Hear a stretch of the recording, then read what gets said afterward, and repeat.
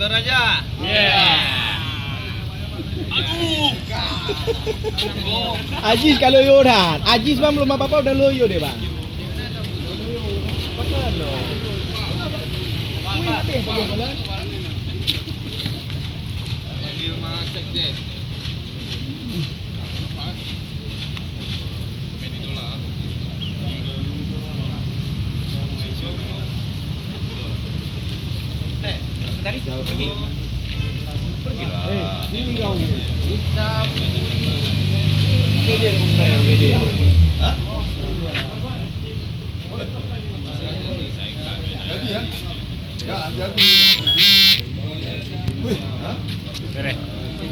Komentar sedikit bang, harapannya.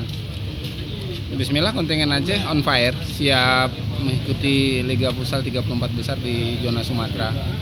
1 tiket, juara grup dan runner up, saya kira menjadi harga mati lah untuk Kutaraja FC, karena memang pertaruhan untuk menjadi peserta Liga Pro Nasional Futsal Indonesia wakil Aceh sampai dengan saat ini belum.